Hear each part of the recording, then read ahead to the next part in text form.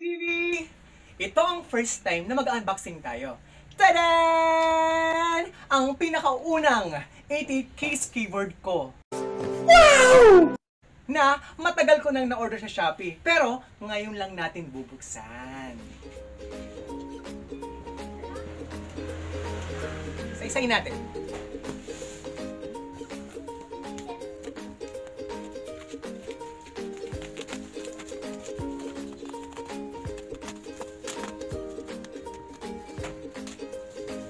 Kasi hindi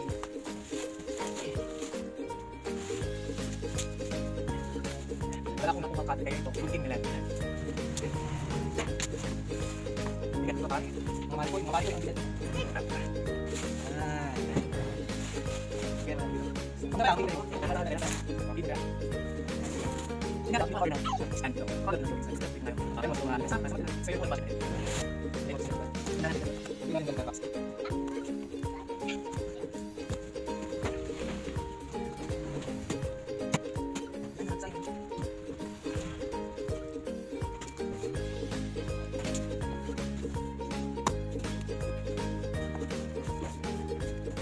Wow! Crab TV.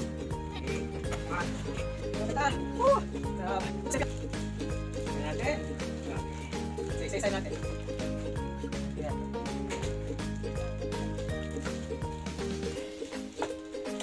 Sorry.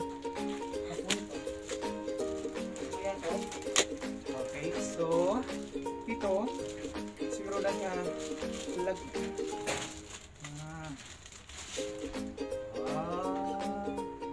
Mamaya ilagay natin dito. Next. Ito, manual. Kung hindi nyo alam kung paano ito i-assemble, kailangan basahin muna ito bago galawin. Tingnan natin.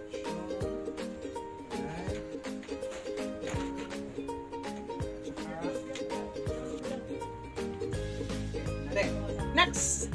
Yes! Tada! Oh, napakahaba no, pero ang bigat niya. So parang medyo mamahalin no. Medyo mamahalin din yan. Mamaya malalaman niyo kung magkano ang presyo nito. Kung magkano kung saan natin nabili ito.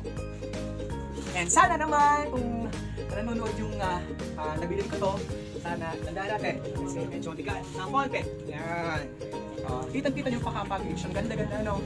So and ang kagandaan nito, mga ka-Trev TV, kahit malayo, ang bilis ng pag-deliver nito. Kaya mga siguro lagpas isang linggo, nakuha na namin to. Galing ha? Kaya, kasi gusto nyo bumili ng magandang keyboard, mamaya, malalaman natin. And ito yung pedal. Para saan yung pedal na to? So para mas maganda pakinggan and mas sustain yung tunog ng keyboard. Nakadalasan pag minsan, hindi ito nakukuha dito. Kaya, ang ibang mga pianista bumibili ng pedal para at least kapag nag-play, magandang pakinggan. Depende na lang sa pyesa kung ito ay nasa legato o nasa staccato.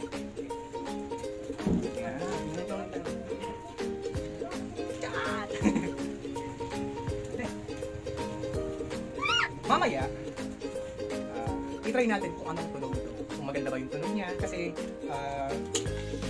nung pag-post nito, tinignan ko muna kung maganda ba yung tunog nito bago kong bumili. Pero i-try natin kung tama ba yung napakinggan. Para sa mga beginner, pero mas maganda itong bilhin kasi ang case niya, kapag pinipindot natin, hindi siya tipong dumudulas kapag gabi. Hindi tulad dun sa mga local na keyboard kapag bumili tayo, iba yung tunog. Tapos, sa mga beginner, mahirap kapag yung practice na pyesa, mahirap yun.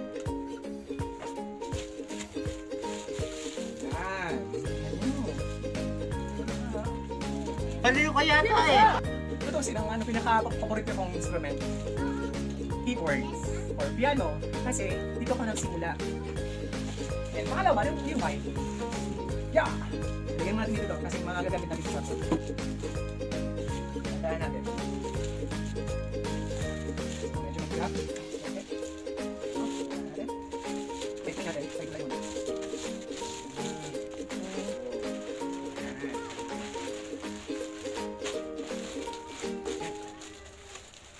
Tag natin ito. Dito karatong tago natin ito. Pwede siguro natin ipatong para at least meron tayong patungan. Mansamantala wala tayo wala tayong stand. Ito. Medyo gipit tayo sa budget kaya hindi tayo nakabili ng stand. Okay?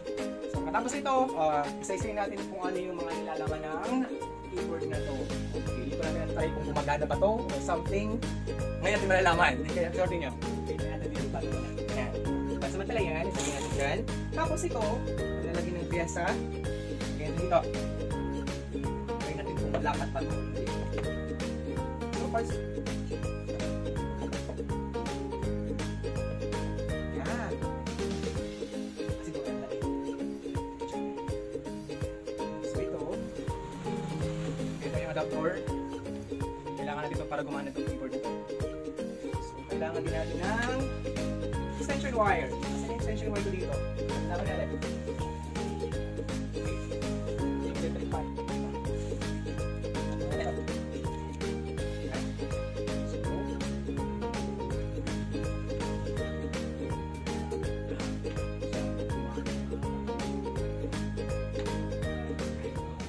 Saan to bang nilalagay? Saan ba ito nilalagay? Natin dito. Isa.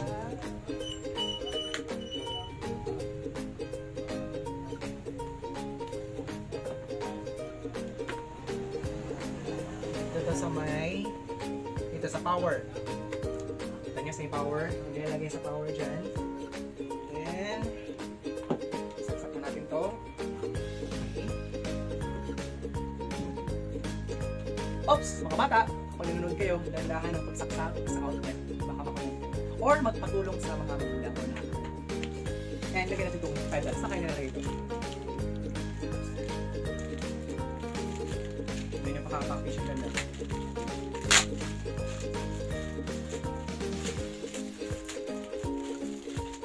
Yan. Okay. Saan natin ito ilalagay?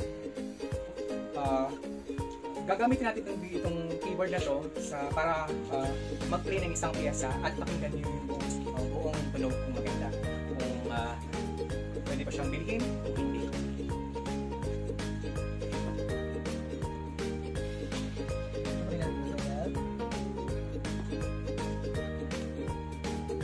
Ito yung pedal. Pangalan naman, pedal.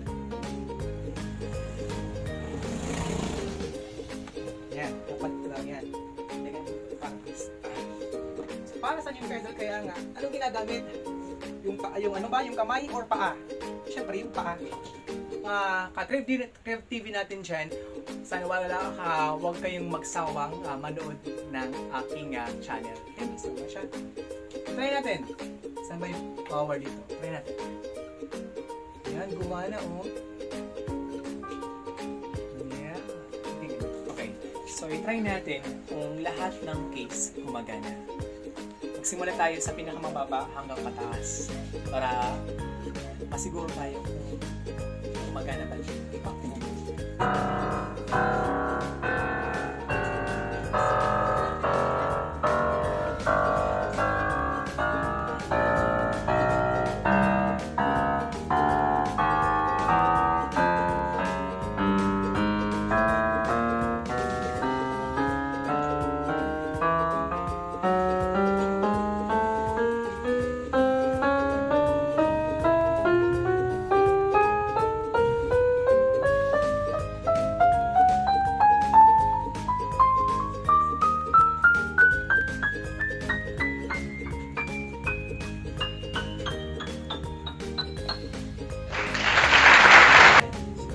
Lahat ng keys gumagana. And try natin dito kung gumagana yung ano niya, volume niya. So simulan dito. Kasi natin.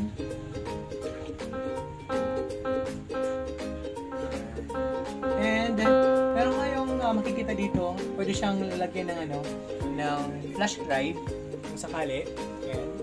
And dito naman, makikita niyo dito, meron siyang headset na pwedeng ilagay. Kaya kung gusto niyo mag-play sa paggabi na ayaw kayong makadisturbo, pwede niyo ilagay dito yung headset niyo or earphone. Pwede po yun.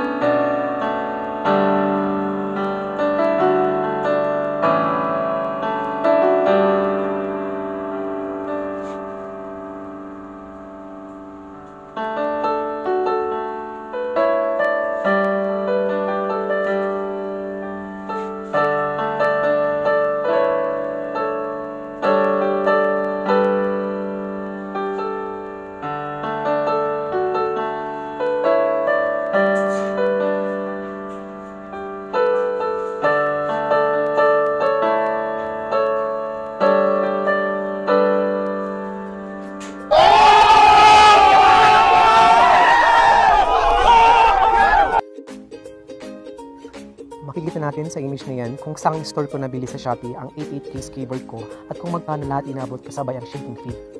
So makikita dyan nasa 9,725 pesos lang. So yung 10,000 mo, may sukli pa. Oh, saan ka pa? Kung gusto nyo ng keyboard na affordable at maganda ang tunog, dyan kayo bumili. Psst, di po ako sponsors nito.